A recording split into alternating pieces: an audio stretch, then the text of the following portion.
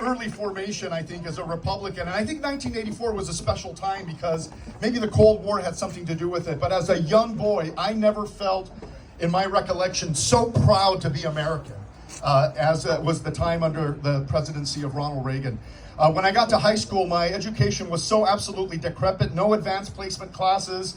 We had a year-round education system. Some classes were offered in one track, others in other tracks. It was just an awful experience for me. I had no choice as a 14-year-old but to enroll at the local community college by night.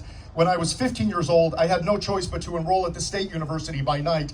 And to date, I blame my parents for letting a skinny 15-year-old get on the bus late at night before cell phones. Shame on my parents.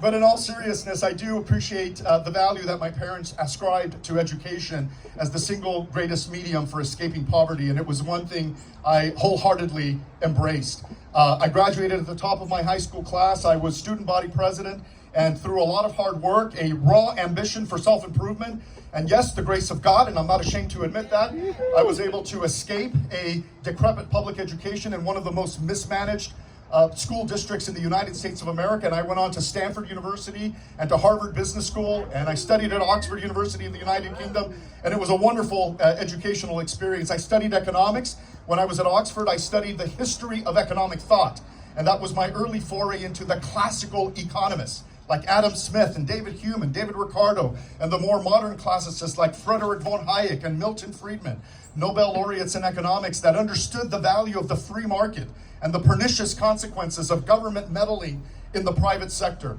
And I ensued on a 20-plus year career in finance and economics at the highest levels of corporate organizations, companies like the American Express Company and KPMG, the international accounting firm, and Ernst & Young and Credit Suisse Group, where I lived and worked in Zurich, Switzerland for a couple of years. So if any of you speak Schweizerdeutsch, maybe we can speak a little German afterwards. Concurrent with my political development, my professional development, I had a foray into politics. In 2013, I relocated back to Los Angeles from New York City, where I was working for a large corporate organization. Like most Mexican kids, I can't be away from my parents for too long. And so I decided to come back to Los Angeles. And within a couple of months of my relocation, there was a corruption scandal in my city, not too dissimilar from the case of my neighboring city of Bell. And some of you might remember the case of Bell about 10 years ago. This was the town with corruption on steroids that featured a city manager paying himself $1.5 million a year in a town where the average income is $30,000. Think about that disgusting violation of the public trust. My own city had a very similar episode of corruption. The dollar signs were a little bit smaller, but the conduct no less egregious. And when that episode happened in my city, I resolved at that time that I would support a good candidate for city council to step forward and serve constituents before I moved on with my private life. And when I looked and looked for a good candidate to step forward and nobody halfway decent presented themselves, I had to look myself in the mirror and determine whether it was the right moment for me to step forward and serve my constituents. And so after a lot of prayer and deliberation, I decided to step forward. I felt the calling to serve.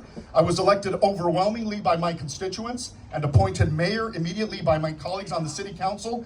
And let me tell you, we fired the city manager, the city finance director, the community service director, and we rebuilt the city from scratch. One of the first things I did was call upon the California controller, John Chung at the time, who was running for governor, to come to my city and initiate a forensic examination. I'm a certified public accountant, and I conducted my own investigation of the city's accounts, and I found very alarming results. And I went to the controller and said, I need you to come to initiate a forensic examination. When he ignored me, I went to the Los Angeles Times, and I delivered a 10-page summary of findings. The LA Times published a story about me. One of the few examples of a favorable article about a Republican elected official in LA County, and within a few days of that, the controller came knocking on the door and delivered the forensic examination that I was requesting. And that was important because I was about to unleash the greatest government reform measures in my city's history, and I needed independent corroboration from an authoritative agency to justify my actions. Another thing I'm exceptionally proud of during my early mayorship was taking on the public schools. And I talked about how exceptionally personal this matter is to me. There was a failure factory public school in my town. 80% of the students could not read or write or perform basic arithmetic at grade level, and those standards are already low to begin with. And I decided to take on the public schools. The local political class told me, Jack, you are not a school board member. Stay away from the schools, is what they told me. But even though it was not within my formal jurisdiction, it was certainly within my moral obligation to get involved.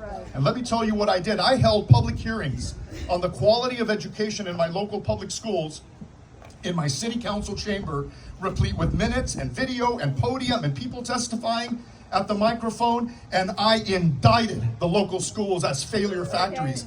Within a few days, I was summoned to downtown Los Angeles by the LAUSD school board, and we met at the table. Within a few days after that, the principal of one of those troubled elementary schools was removed, and the rest of that corrupt administration followed course in short order, and I'm very proud of that. Yeah.